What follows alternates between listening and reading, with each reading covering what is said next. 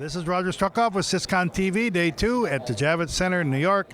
CloudEXPO June 2017, and we're sitting right now with Thomas Hooker from CollabNet. And you know what? Everyone's been talking about DevOps these last 2 days, like it's growing up or something. It's not I wouldn't say the fight's over, but it seems like things have really advanced in the world of DevOps, say in the last year or two. Welcome. Would you agree with that? Yes or no? Tell me why. I would agree with that. I think DevOps is now a rambunctious teenager. And we're starting to get a mind of our own, wanting our own things, our own phone, our own credit cards. We want to run our own routes now. But one of the things we observe is you still need a little bit of adult supervision, right? So that's where we think it is right now. Doesn't want to hang around with the old legacy stuff.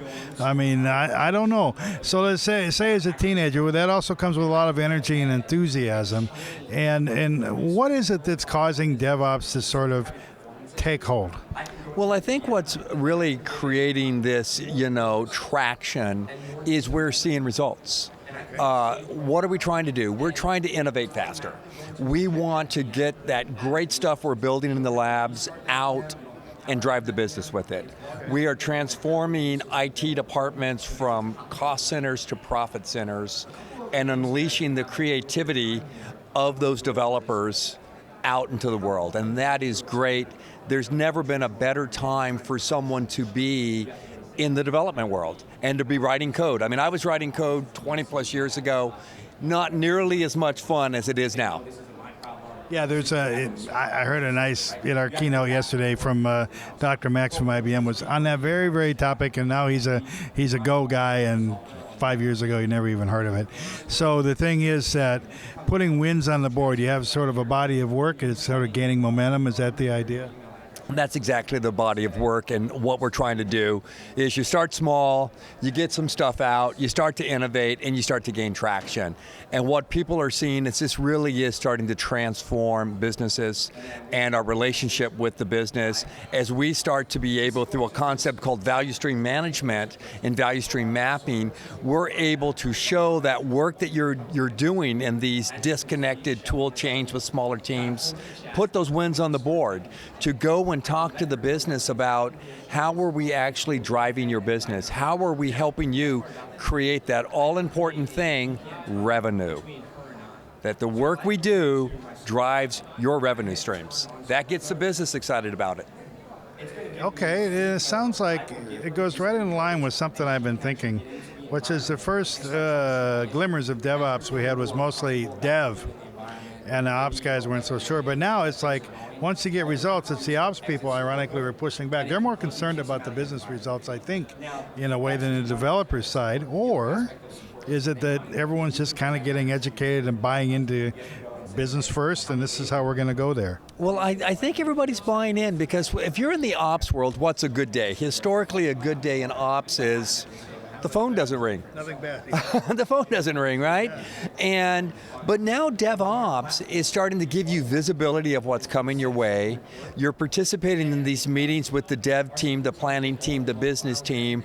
We're getting ourselves all on the same page, and we're starting to align ourselves and our disparate goals around the business. Because when you think about it, development, I care about innovation. I'm innovating. If I look at testing, QA, I really, care about quality. Operations, I want stability. How can we get together and serve all of those goals to serve the business? And what that means by serving the business, that means serving the customer. How can we innovate and produce just great applications that our customers love, that we can measure those results, and we can go to the business and see the customers are stickier, the shopping carts are fuller, the repeat business is improving. That's what we're doing. DevOps is enabling that transformation. Yeah, it's getting all grown up, so maybe it's maybe a late. A responsible teenager. Oh, that's an oxymoron. But, well, but I get the idea. As mature as a teenager can be. Sorry, teenagers, we were once. Doesn't really matter. We had hair back then.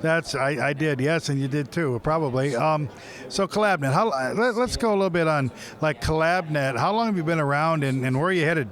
Well, CollabNet's been around for quite some time for us. A mid-sized software company. We were founded back in '99.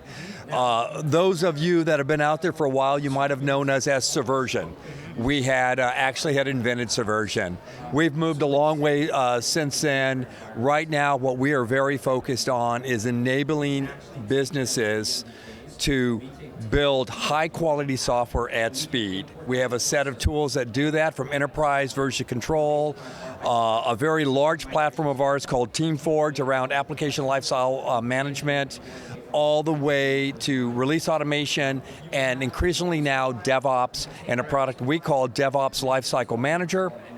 That is really where we're going around the concept of value stream management and articulating that value that is locked up in the system in the DevOps world, bringing that up, bringing that forth, making that visible.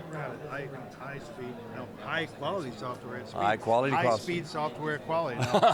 Don't get it twisted. It's kind of the same thing. The need's only going to grow. It sounds like it's really momentum building. Oh, well, it is. When you look at disruption in the world, look at the companies that are being disrupted and the companies that are doing the disruption.